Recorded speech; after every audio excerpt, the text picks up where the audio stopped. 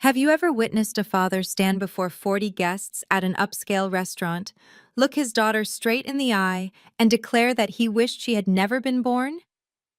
I have. Because that daughter was me. And that father?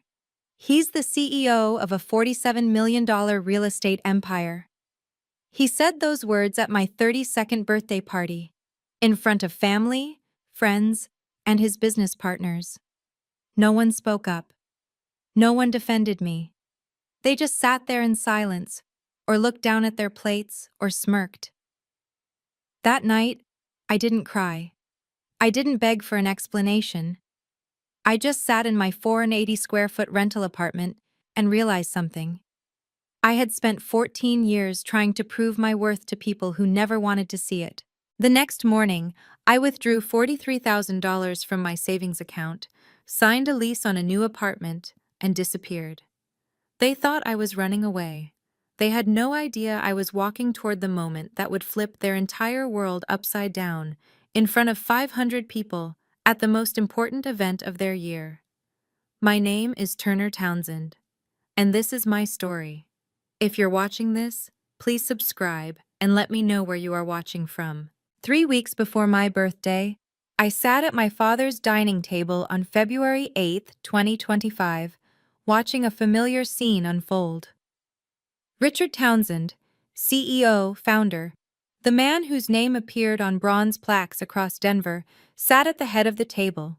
My brother Marcus sat to his right, leaning forward with that eager expression he always wore when discussing business. "The Boulder expansion is moving forward," Marcus said, sliding a folder across the table. 12 million. We close in May. My father nodded, scanning the documents. "Good. What about the Highland project?" "On schedule. We're meeting with the zoning board next week." I sat to my father's left. I had been sitting there for 45 minutes. Neither of them had looked at me once. My mother, Eleanor, sat across from me, cutting her salmon into precise pieces. She didn't look up either. I cleared my throat. "The STEM program at my school just got approved for expansion. We're looking for volunteers if anyone—" "Nobody cares about kids in that neighborhood, Turner," Marcus interrupted without glancing my way. "They're not our clients." My father nodded in agreement, then turned back to Marcus. "Did you review the Highland blueprints?" And just like that, I disappeared again.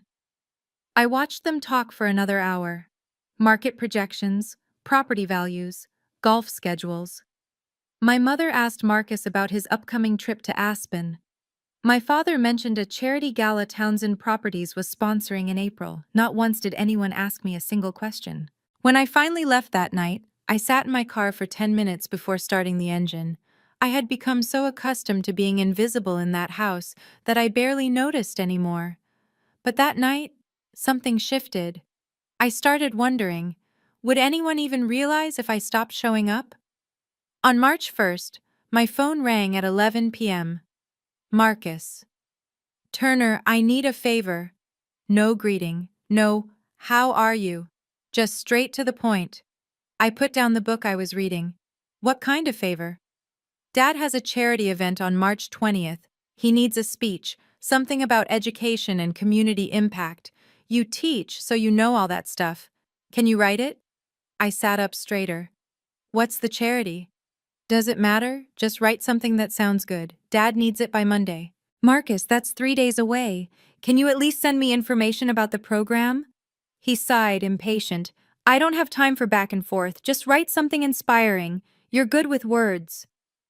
I should have said no. I should have told him I had my own work to do, my own students to prepare for, my own life that didn't revolve around making the Townsend family look good. Instead, I said, "Okay. Great. Email it to me by Sunday night." He hung up. I sat there staring at my phone. This was the 6th speech I had written for Townsend Properties in 3 years. Not once had my name appeared in any program. Not once had anyone thanked me beyond a brief text from Marcus. I opened my laptop and started writing. Because deep down, beneath all the frustration and exhaustion, there was still a small, stubborn part of me that hoped maybe this time would be different. Maybe this time they would see me.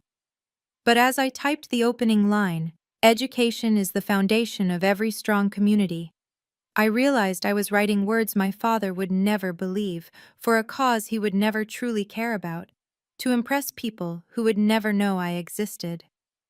On March 10th, my mother called. "Your father wants to throw you a nice birthday party, sweetheart, at the Capitol Grill, March 15th, 7 p.m. I froze. My father never threw parties for me. Really? Yes, 40 guests, family friends, and a few business associates. He wants to do something special this year. Something special. For me. The daughter he barely acknowledged at family dinners. The one whose career he had called a waste of potential more times than I could count. I wanted to believe it. God, I wanted to believe it so badly. "That sounds wonderful, Mom. Thank you." After we hung up, I sat on my apartment floor feeling something I hadn't felt in years. Hope. Maybe he was finally ready to see me. Maybe this was his way of making amends for all the dismissive comments, all the times he had introduced Marcus as my son, the vice president, and me as my daughter, the teacher. I went to Target and bought a navy dress for $180, nearly a third of what I budgeted for clothes each month. I practiced a short thank you speech in front of my bathroom mirror. "Thank you all for being here. Family means everything to me, and I'm grateful to have you in my life." While I was rehearsing, my phone buzzed. An email from Morrison Foundation. "Reminder: final rehearsal for the April 5th awards ceremony is scheduled for April 3rd at 2 p.m. Please confirm your attendance." I saved the email in a private folder I had labeled FF Personal. Foundations First.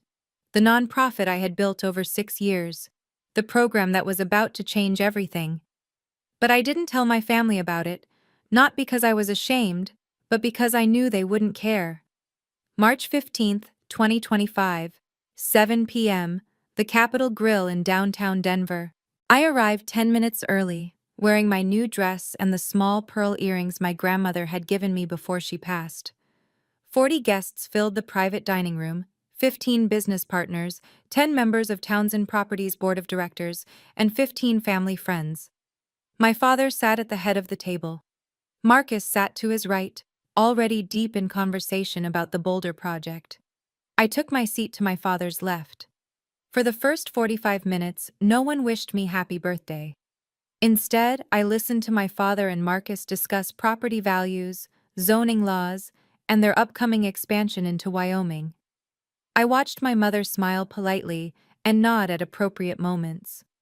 I saw business partners lean in, eager to be part of the Townsend inner circle. At 7:50 p.m., one of my father's associates, a man named Gerald who owned a construction company, finally turned to me. "Turner, what do you do?" I opened my mouth to answer.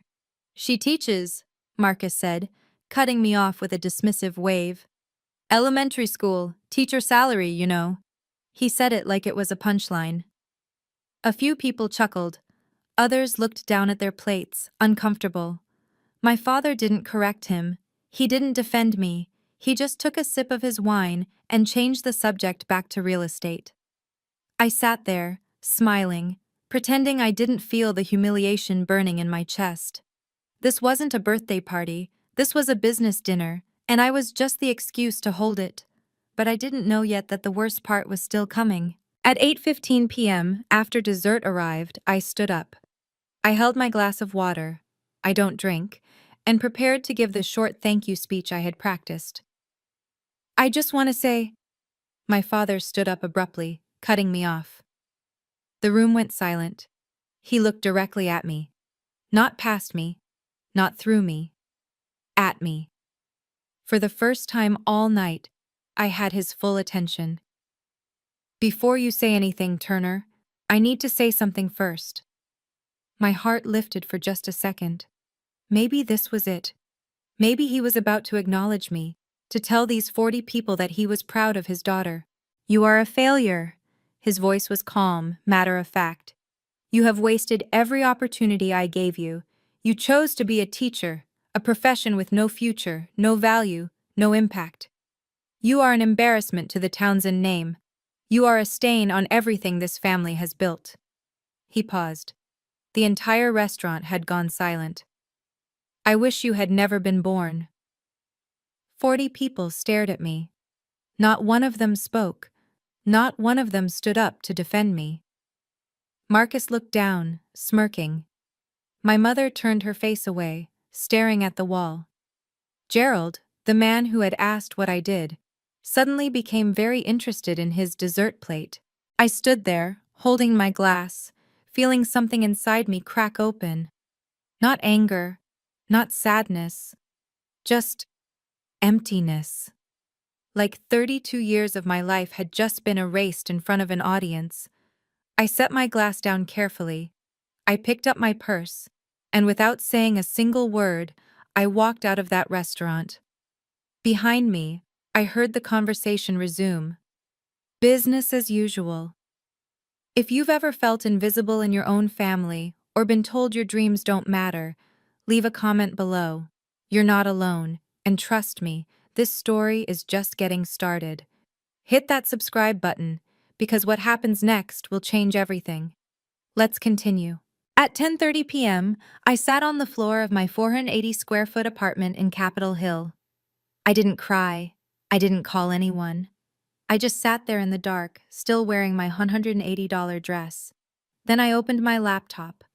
I pulled up the email from Morrison Foundation, the one I had saved in my private folder, the one my family knew nothing about. Congratulations, Turner. You are one of 3 finalists for the 2025 Colorado Humanitarian Leadership Award. The ceremony will take place on April 5th at the Denver Business Council Annual Gala. We are honored to recognize your work with Foundations First and the impact you have made on 127 children in our community. I scrolled down to the list of sponsors. There it was. Townsend Properties, Diamond Sponsor, $150,000 annual contribution. My father and Marcus would be sitting in the front row. Table 1, VIP seating. They attended this gala every year. It was one of the most important networking events in Denver's business community. 500 CEOs, philanthropists, city council members, and community leaders. They would be there, in their tailored suits, shaking hands, making deals, protecting the Townsend reputation. And they had no idea that I would be on that stage. I didn't need to scream at them. I didn't need to send angry texts or write long emails explaining how much they had hurt me. I just needed to show up. I needed to let the truth reveal itself in front of 500 witnesses. For the first time since leaving that restaurant, I felt something other than emptiness. I felt clarity. I didn't need them to apologize. I didn't need them to suddenly see my worth. I just needed them to sit in that front row and watch 500 people stand up and applaud for the daughter they wished had never been born. March 16th, 2025, 7 a.m. I walked into Wells Fargo and withdrew $43,000 from my savings account.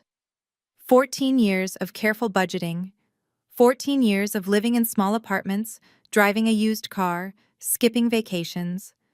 Money I had saved because I never knew when my family might cut me off completely. By noon, I had signed a lease on a 1-bedroom apartment in Cherry Creek, $1,400 per month, 12-month commitment. It had tall windows, hardwood floors, and enough space for a proper home office. I spent the afternoon packing, clothes, laptop, the files for Foundations First, grant applications, student progress reports, partnership agreements. I left behind the family photos on my bookshelf. I didn't need reminders. At 4 p.m., I sent my mother a brief email. I've moved. I need time alone. Please don't contact me. She called 17 seconds later. I let it ring. She called again, and again, 7 times in 20 minutes. On the 8th call, I answered. Where are you? Her voice was tight with panic. I moved. What do you mean you moved?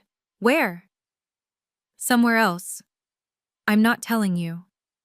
Turner, your father said those things because he was disappointed. Mom, you sat there and said nothing. You let him humiliate me in front of 40 people. You're overreacting. I'm not reacting. I am choosing. I paused. I'm choosing myself for the first time in my life. You can't just. I hung up. She called back immediately. I turned off my phone. For the first time in 32 years, I didn't explain myself. I didn't apologize. I didn't try to make anyone feel better about my decision. I just left. On March 18th, Marcus called. I had turned my phone back on to coordinate with Morrison Foundation, and his name appeared on my screen at 9 a.m. I almost didn't answer. But I was curious. Turner, what are you doing? Mom is worried sick. I'm fine. You can't just disappear like this. Family needs you. I almost laughed. You need me to write another speech? Silence. Then, Dad has an event at the end of the month. Can you help? There it was. Not "Are you okay?" Not "I'm sorry about what happened." Just another request for free labor. No. What? No, Marcus. I'm not writing anything for Dad. I'm not doing any more favors for Townsend Properties. You're being childish. Dad said those things because he wants you to grow up. I'm 32 years old. I am grown up. And I've decided I'm done working for free for people who don't respect me. You're going to regret this. Goodbye, Marcus. I hung up before he could respond. He didn't call back. He didn't text to ask if I was okay. He didn't apologize for laughing when our father humiliated me. That told me everything I needed to know. I sat in my new apartment, my space, my lease, my choice, and realized something important. They never missed me. They only missed what I could do for them. The speeches I wrote, the family gatherings I attended to make us look whole. The daughter who never complained, never demanded, never took up too much space. Well, I was about to take up a lot of space. On a stage, in front of 500 people, at their most important networking event of the year, and they still had no idea it was coming. On March 20th, I met Dr. Sarah Mitchell at Morrison Foundation's office in Lodo. Sarah had been my mentor for 4 years, since the day I had walked into her office with a 3-page proposal and a dream of bringing STEM education to underserved kids in Denver. She was the one who had believed in me when I had $200 in my bank account and no idea how to write a grant application. Turner. She smiled as I walked in, then studied my face. You look different. I moved. New apartment. Good different or running away different? I sat down across from her. Good different. She slid a folder across her desk. Then you're going to love this. We just received the Q1 impact report. 127 children completed your STEM program. 89% improved their math and science scores. 15 received scholarships to summer programs. I felt something warm spread through my chest. Pride. Real pride. We also received partnership commitments from 2 local universities, Sarah continued. They want to replicate your model. That's incredible. That's why you were nominated. She leaned forward. The selection committee was unanimous, Turner. Your model works. It's scalable, sustainable, and making real impact. You built this from nothing. She pulled out another document, a formal contract with Morrison Foundation's letterhead. This is your funding agreement. Section 4.2 covers public recognition and intellectual property rights. Everything you've built belongs to you. I took the contract, scanning the terms. $2.3 million over 6 years. My name listed as founder and executive director. Are you ready for the rehearsal on April 3rd? Sarah asked. I'm ready, she smiled. Turner, you don't need anyone to validate you, but on April 5th, 500 people are going to do it anyway. On April 2nd, 3 days before the gala, I stopped at a newsstand on my way to school and saw my face on the front page of the Denver Post Metro section. 3 finalists announced for 2025 Colorado Humanitarian Leadership Award. My photo was on the left. I was standing in one of the foundation's first classrooms, surrounded by students working on a robotics project. The caption read, Turner Townsend, 32, founder of Foundation's First. I bought 3 copies. The article was thorough. Turner Townsend has spent 6 years building Foundation's First, a nonprofit STEM education program serving 127 underserved children in Denver. Funded by Morrison Foundation with $2.3 million over 6 years, the program has achieved an 89% improvement rate in student test scores and has become a model for educational equity in Colorado. There was a quote from Sarah. Turner represents the best of what philanthropy should be: quiet, consistent, and deeply impactful. She's not just teaching kids, she's changing systems. At the bottom of the article, in smaller text, the award ceremony will take place April 5th at the Denver Business Council Annual Gala. Major sponsors include Townsend Properties, Hartman Financial Group, and Peak Development Corporation. I sat in my car reading that line over and over. Townsend Properties, my father's company, the empire that was supposed to be his legacy. They were sponsoring the event where I would be honored for work they knew nothing about. I didn't send the article to my family. I didn't text Marcus or call my mother. I just folded one copy carefully and put it in my briefcase. Some people would read this article before the gala. Some would recognize my last name. And on April 5th, when I walked onto that stage, they would put the pieces together. April 3rd, 2 p.m., Denver Convention Center. The grand ballroom was massive. Vaulted ceilings, crystal chandeliers, space for 500 guests. Workers were setting up round tables with white linens and centerpieces. A stage stood at the front, with a podium and a massive screen behind it. James Rodriguez, the Director of Communications for Denver Business Council, met me at the entrance. Turner, welcome. Let me walk you through the program. We went over the schedule. Cocktail hour at 6, dinner at 7, awards at 8. You'll be the second finalist called to the stage, James explained. We'll show a 3-minute video about Foundations first, then you'll give your speech. 3 minutes maximum. He showed me the video on his laptop.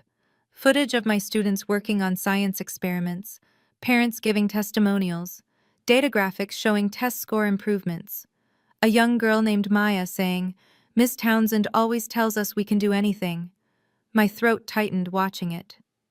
After your speech, you'll step to the side while we introduce the third finalist, James continued. Then the winner will be announced at the end. Questions? Can I see the seating chart? He pulled it up on his tablet. VIP tables are in front.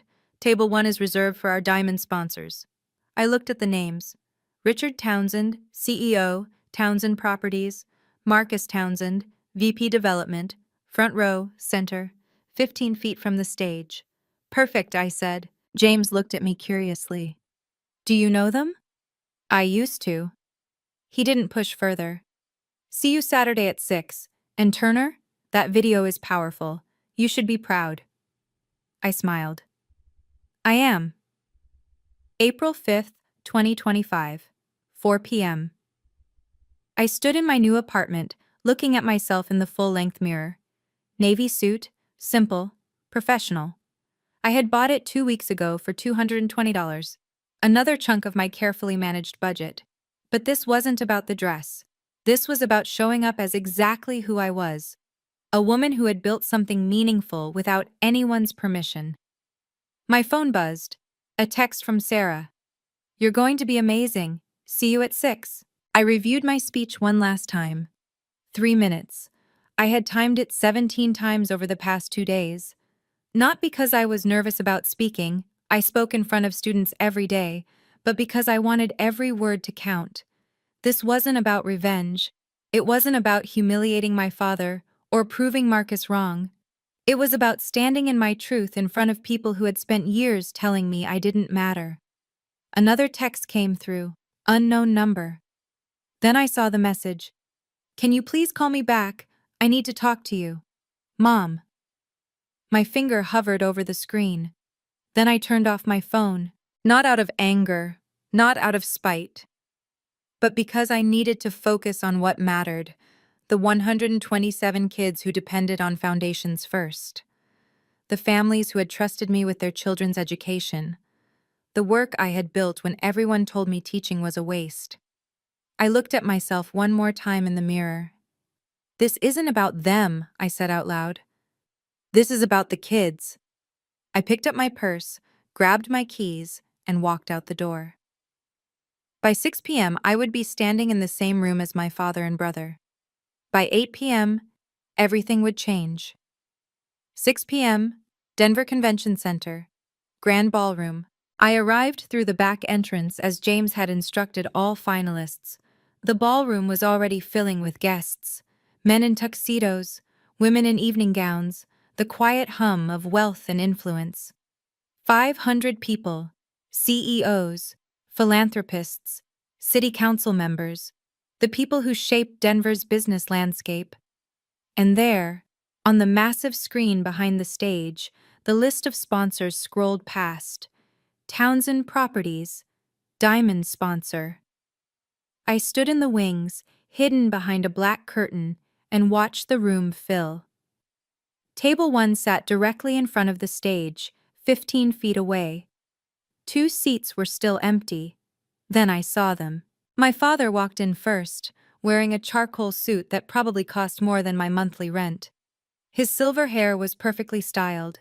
He shook hands with the mayor, clapped a board member on the shoulder, laughed at someone's joke. Marcus followed, wearing a navy suit similar to mine. He held a glass of champagne and scanned the room like he owned it. They took their seats at table 1, front row, center stage. My father leaned over to say something to the man next to him, probably about the Boulder Project or the Wyoming expansion. Marcus pulled out his phone, smiling at something on the screen. Neither of them had any idea I was 30 feet away, watching them through a gap in the curtain. They thought this was just another networking event.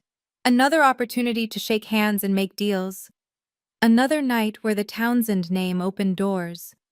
They had no idea that in 2 hours, their daughter, the one they wished had never been born, would walk onto that stage in front of every person in this room. I smiled. 7:15 p.m. Dinner had just ended. James Rodriguez walked onto the stage. The room quieted. Good evening, everyone. Thank you for joining us for the Denver Business Council Annual Gala.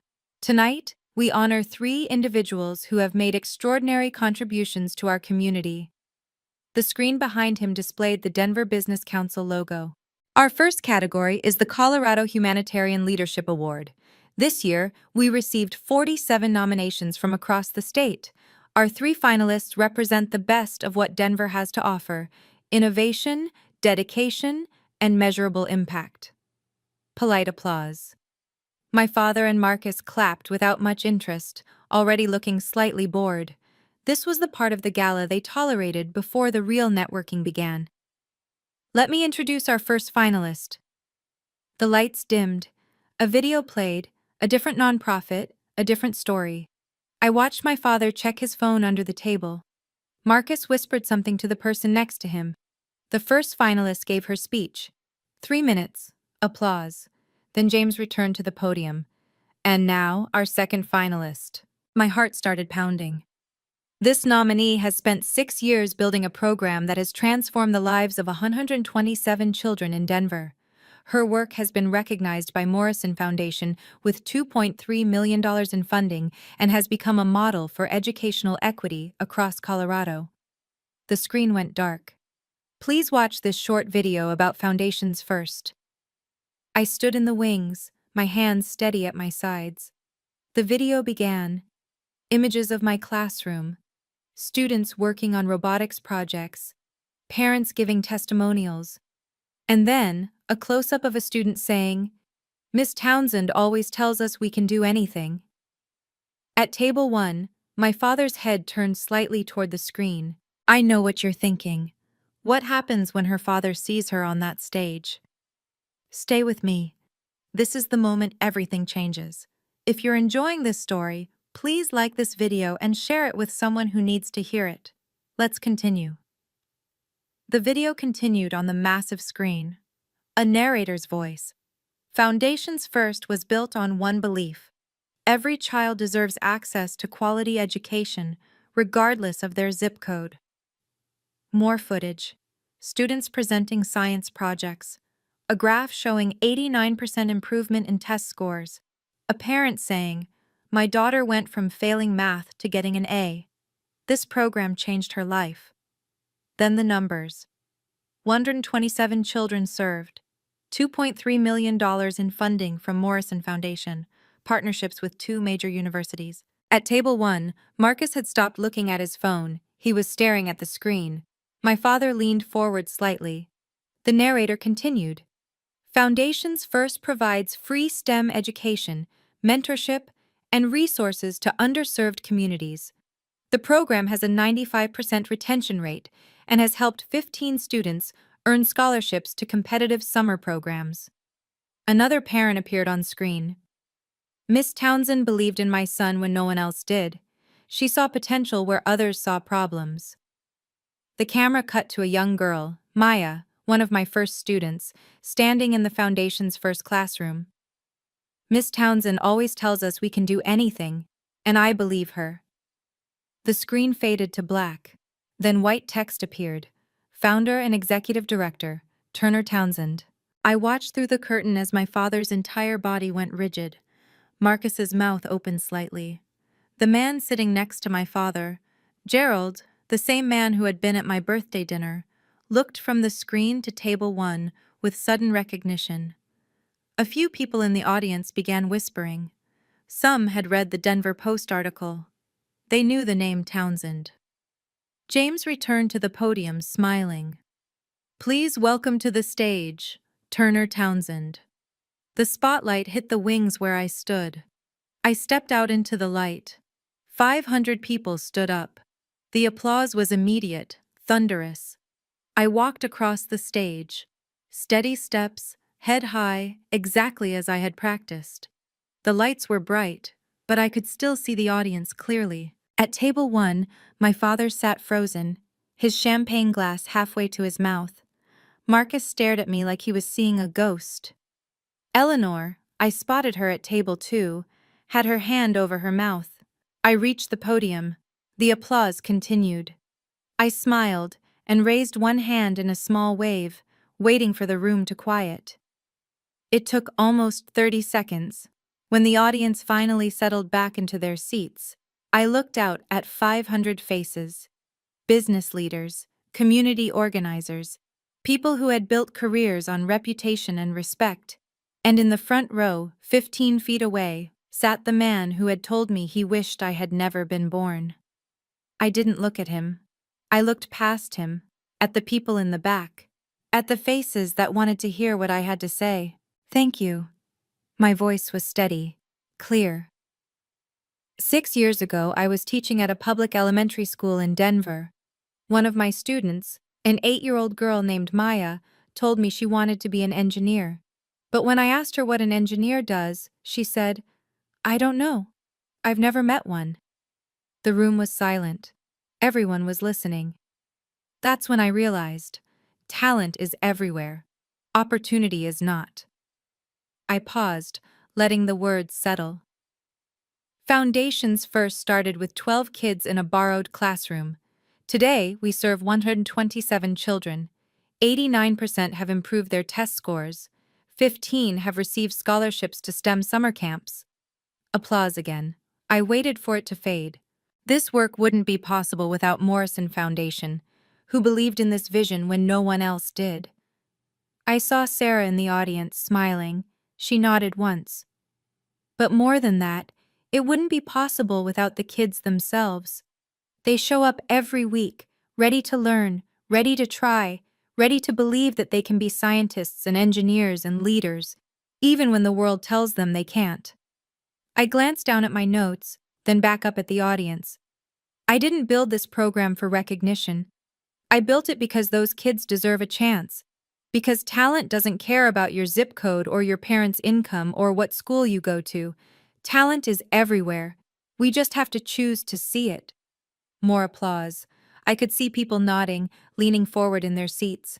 Over the past 6 years, I've watched students who were told they were bad at math solve complex equations. I've watched kids who had never touched a computer build functioning robots. I've watched parents cry when their children brought home report cards with grades they never thought possible. My voice didn't waver. I had practiced this moment, but it wasn't rehearsed emotion, it was real. That's what Foundations First is about. Not charity, not pity, just opportunity. Just a chance for kids to see what they're capable of when someone believes in them. I paused, looking out at the audience. Because here's what I've learned. You don't need permission to make a difference. You don't need approval. You just need to show up, do the work, and trust that the impact will speak for itself. The room erupted in applause again.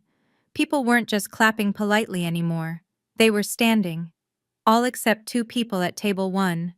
I waited for the applause to settle. Then I took a breath and continued. For a long time, I believed that my worth was defined by what others thought of me. I believed that if I worked hard enough, if I proved myself enough, if I made myself small enough and quiet enough and convenient enough, I would finally be seen. The room had gone very still, but I was wrong. My worth was never up for debate. It was always there, in the work I do, in the lives I touch, in the kids who now believe they can be engineers and scientists and leaders. I saw several people in the audience nodding. A woman in the 3rd row was wiping her eyes. Tonight, I stand here not because I need anyone's approval, but because 127 kids needed someone to believe in them, and I chose to be that person. I paused, letting the words land. So to anyone watching who has ever been told they're not enough, that their dreams are too small, that their work doesn't matter, I want you to know. You don't need permission to be valuable. You don't need someone else's validation to know your worth. You just need to do the work that matters to you and trust that the right people will see it. The entire room stood up, 500 people applauding, except for 2. My father sat motionless, his face pale. Marcus had his head down, staring at the table. I looked directly at them for the first time, not with anger, not with triumph, just with quiet certainty. Then I looked back at the audience, smiled, and said, "Thank you." As I walked off the stage, the applause followed me into the wings. The moment I stepped off stage, Sarah was there, pulling me into a hug.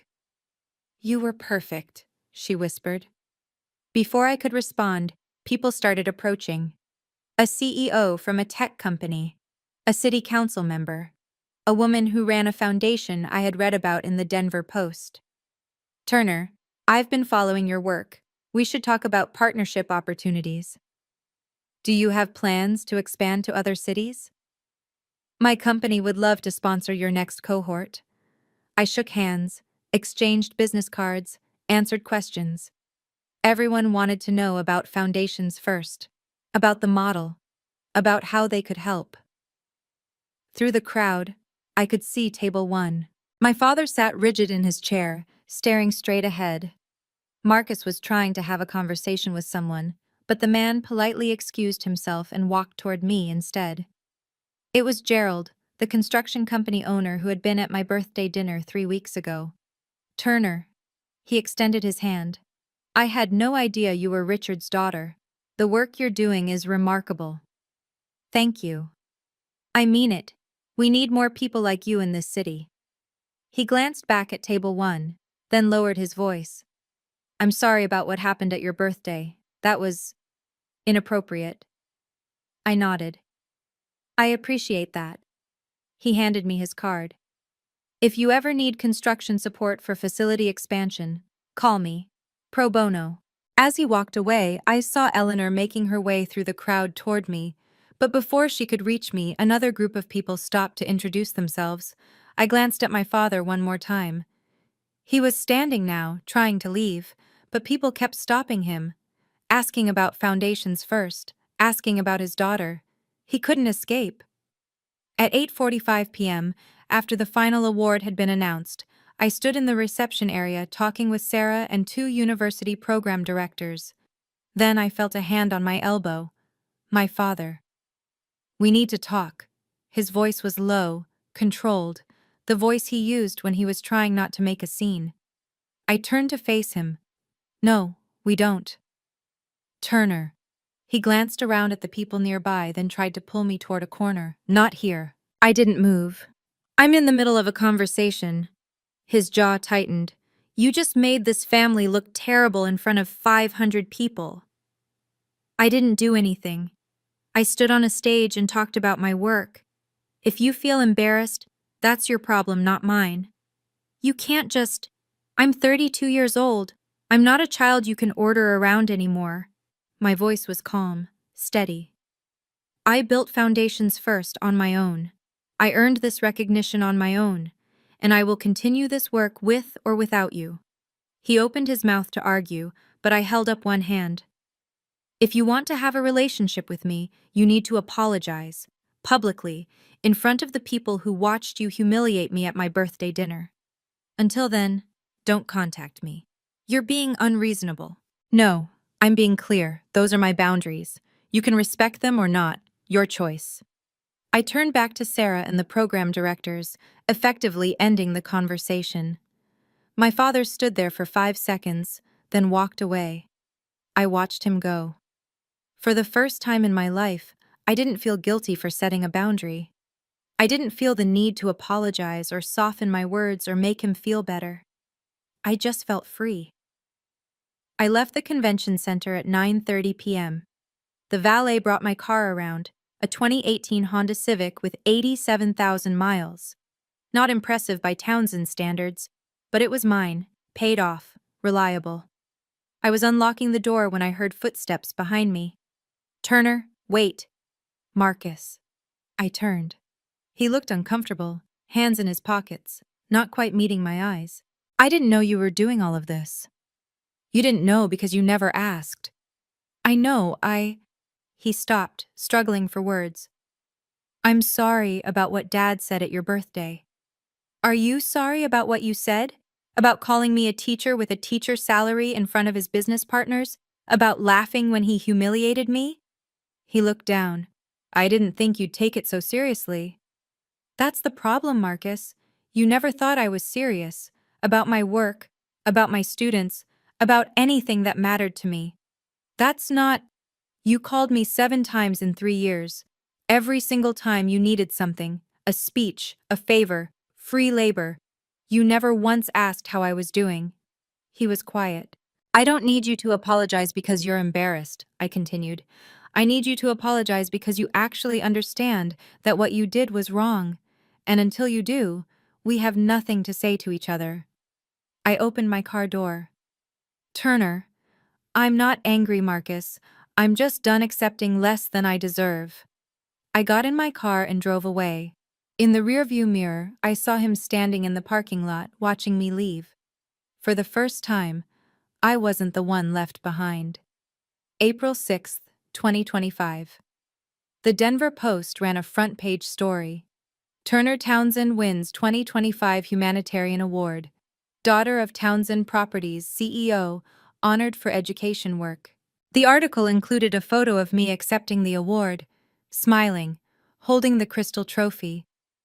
Below that, a smaller photo of my father and Marcus, sitting at table 1, looking stunned. The article was detailed.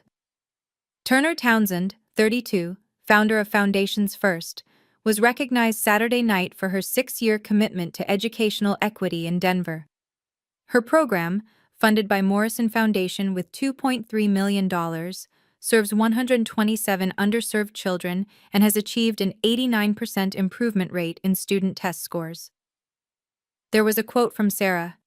Turner represents the best of what philanthropy should be: quiet, consistent, and deeply impactful. She's not just teaching kids, she's changing systems. And at the end, Townsend Properties, a diamond sponsor of the event, declined to comment. That last line said everything. By noon, I had received 47 emails, 12 CEOs wanting to discuss partnerships, 8 organizations asking about replicating the Foundation's first model, 3 universities proposing research collaborations. Morrison Foundation called at 2 p.m. Sarah's voice was excited. Turner, the board met this morning. We're increasing your funding to $3.1 million for the next 3 years. We want to help you expand to 3 more cities. I sat in my new apartment with windows and space and silence, and felt something I hadn't felt in years. Not validation from my family, not approval from my father, just pure, uncomplicated pride in work I had built with my own hands. That evening, my phone buzzed, a text from a number I didn't recognize. "This is Gerald. Just wanted you to know, you're the talk of Denver, in the best way." On April 8th, my mother forwarded me an email. She didn't write anything, just forwarded it. It was from 3 members of Townsend Properties' board of directors to my father. "Richard, we need to schedule a meeting to discuss the company's public image following Saturday's events. Several partners have reached out with concerns about corporate culture and family values. This requires immediate attention." I didn't respond to my mother, but I saved the email. 2 days later, another article appeared in the Denver Business Journal. Townsend Properties faces questions after gala incident. The article was careful, professional. Sources close to the family report that Richard Townsend's daughter, Turner Townsend, was honored at the Denver Business Council Gala, an event her father's company sponsored, despite apparent estrangement. Questions have emerged about the company's commitment to community values and family culture. On April 10th, I received a call from Gerald. "Turner, I thought you should know. Hartman Financial just pulled out of the Boulder project, $8 million contract. They cited concerns about corporate values and leadership culture." "I didn't ask for that," I said quietly. "I know, but people are paying attention. When a CEO publicly dismisses his daughter's work, then she wins a major humanitarian award at an event he sponsored, that's a story." The next day, Marcus was removed from the speaker lineup at a major real estate conference. The organizers sent a brief email. "Due to scheduling conflicts and image considerations, we've decided to move in a different direction." I didn't celebrate these consequences. I didn't feel triumphant. But I also didn't feel guilty. Actions have consequences. That's not revenge. That's just reality. On April 12th, a handwritten letter arrived at my new apartment. I didn't know how my mother got the address, but there it was, cream-colored stationery, her careful cursive.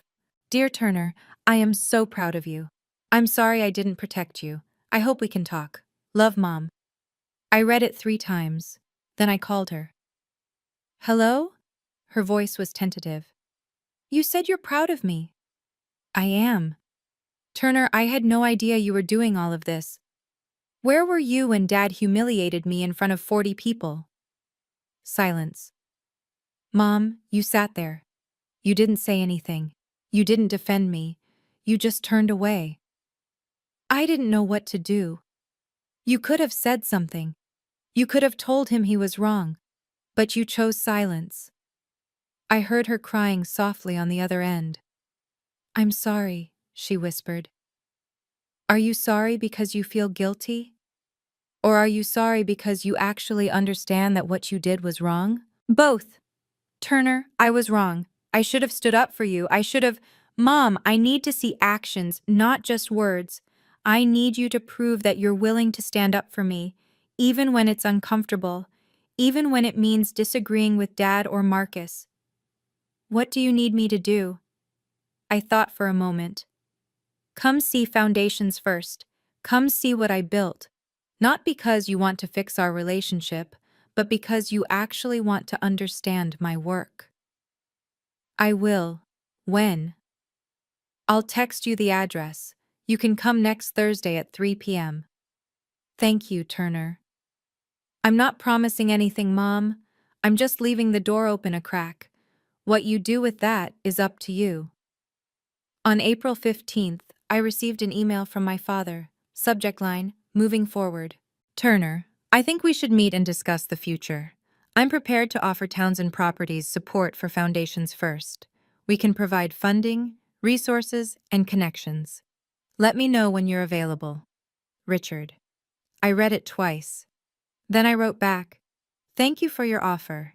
However, Foundations First is not accepting funding from Townsend Properties at this time. If you want to rebuild our relationship, you need to start with a public apology. To me, in front of the people who witnessed you humiliate me at my birthday dinner. Until then, I'm not available to meet. Turner. I hit send before I could second-guess myself. He didn't respond.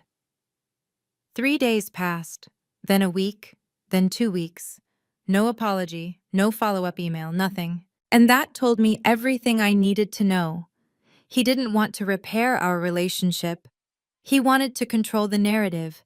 He wanted to buy his way back into my life without actually taking responsibility for his actions. But I wasn't for sale anymore. On May 1st, I received a forwarded email from Eleanor. It was from the Townsend Properties Board to my father. Richard, the board has voted to require all senior leadership to complete a professional development course on workplace culture and ethical leadership. This is non-negotiable. My father was being held accountable, not by me, but by the people whose respect he actually cared about. I didn't gloat. I didn't send him a sarcastic message. I just filed the email away and went back to work. Some people change when they face consequences. Some people double down. My father had made his choice. May 2025. Foundations. First expanded to 3 new schools. I hired 2 full-time teachers. Both were former educators who had left the profession due to burnout, and both were thrilled to work for a program that actually valued their expertise. Morrison Foundation announced plans to replicate the foundation's first model in 5 other cities across Colorado. Sarah called it the most successful educational equity program we've funded in a decade. I received an invitation to speak at TEDx Denver in September. The topic: Building Impact Without Approval. On May 15th, I signed a lease on a bigger apartment. 2 bedrooms, 100 square feet, $1 to $800 per month. 1 bedroom for me. 1 for a home office where I could work on grant applications and program development without sitting on my living room floor. I bought a desk from IKEA. I hung my Humanitarian Leadership Award on the wall above it. Not because I needed the validation, but because it reminded me I had built something real. The students kept showing up every week. Maya, the girl who wanted to be an engineer, was now tutoring younger students in robotics. A boy named Jamal, who had struggled with reading, was now devouring science books. One afternoon, a parent pulled me aside after class. "Miss Townsend, I just want you to know, my son talks about you all the time. He says you're the first teacher who ever believed he was smart." I felt my throat tighten. He is smart. I know that now. Thank you for seeing it. That night, I sat in my new apartment and realized something. I was happy. Not because my family had apologized, not because I had won some battle, but because I had built a life I was proud of, with or without their approval. On June 3rd, my mother showed up at Foundation's first unannounced. I was in the middle of a lesson on basic circuits when I saw her standing in the doorway. She looked nervous, clutching her purse like a shield. I finished the lesson, helped the students clean up, then walked over to her. "Hi, Mom." "Hi." She looked around the classroom, at the posters on the walls, the bins of supplies, the students' projects displayed on tables. This is wonderful, Turner. Thank you. Can I see more?" I gave her a tour, showed her the curriculum, introduced her to my 2 new teachers, let her watch a group of students present their final projects, robots that could navigate a simple maze. She didn't say much. She just watched, taking it all in. Afterward, we sat in my small office. "I didn't know," she said quietly. "I didn't know you had built all of this." "You didn't know because you never asked." She nodded, tears in her eyes. "I'm sorry, Turner. I'm sorry I didn't see you. I'm sorry I didn't protect you." I waited. "I know you said you need to see actions," she continued, "so I'm asking, what can I do?" I thought about it. "Can you volunteer? 1 afternoon a week, help with math tutoring." "Yes, absolutely." "This isn't about fixing our relationship overnight, Mom. This is about showing up, consistently." "I understand." She started the following week. Every Thursday at 3 p.m., she arrived with a notebook and a patient smile. She worked with students who struggled with fractions and percentages. She learned their names, she celebrated their progress. It wasn't forgiveness yet, but it was a beginning. On August 12th, I received a letter in the mail, handwritten, from Marcus. Turner, I've spent the past 4 months thinking about what I did, about how I treated you, about the person I became when I was trying to impress Dad. I'm sorry for dismissing your work. I'm sorry for laughing when he humiliated you. I'm sorry for only calling when I needed something. I don't have a good excuse. I was selfish and cruel, and you deserved better. I just wanted you to know. I was wrong. Marcus. I read it 3 times. It was different from my mother's letter. More specific. More honest. No excuses. But I didn't respond right away. Because words are easy. Actions are harder. 2 weeks later, Marcus showed up at a foundation's first open house. He didn't announce himself. He just sat in the back row and watched students present their projects. Afterward, he came up to me. Hi. Hi. I read about this event in the newsletter. I hope it's okay that I came. It's a public event. He nodded, awkward. Your students are impressive. They are. I'd like to come to the next one, if that's okay. I studied him. He looked different, less polished, less confident, more uncertain. You can come, I said. But I'm not ready to have a relationship with you yet. I need to see that you've actually changed. I understand. He came to the next event, and the one after that. He sat in the back, didn't try to talk to me, just watched. I wasn't ready to forgive him, but I was willing to see if he was serious about change, because that's what boundaries are, not walls, but doors. Doors that only open when someone proves they're worth letting in. November 2025, 8 months after the gala. Foundations. First now serves 240 students across 6 schools. 3 other cities have adopted our model. Morrison Foundation increased our funding again, $3.8 million over the next 4 years. My mother still volunteers every Thursday. She's become one of our most reliable tutors.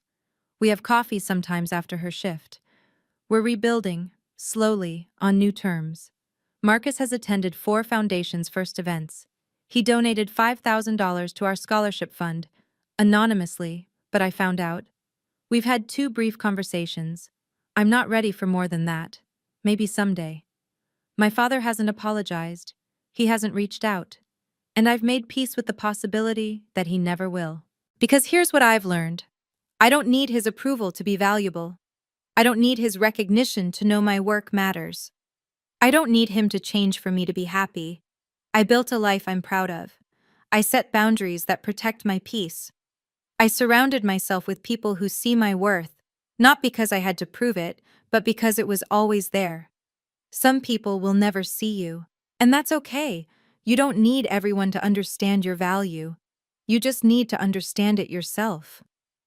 On my 33rd birthday, I celebrated with my students. We had cake in the classroom. Maya gave me a card that said, "Thank you for teaching us that we matter." I didn't think about my father's words from a year ago. I didn't replay that moment at the Capitol Grill. I just looked at those 127 faces, now 240, and knew I made the right choice. I chose myself. I chose my work. I chose the kids who needed someone to believe in them. And I would make that choice again, every single time. Thank you for watching my story. If you've ever been underestimated, dismissed, or told you're not enough, remember this. Your worth is not up for debate. Build your life on your own terms. Set boundaries. Protect your peace. And never wait for someone else's approval to be proud of who you are. If this story resonated with you, please subscribe, like, and share it with someone who needs to hear it. Leave a comment below. I'd love to hear your story. Until next time, take care of yourself. You deserve it.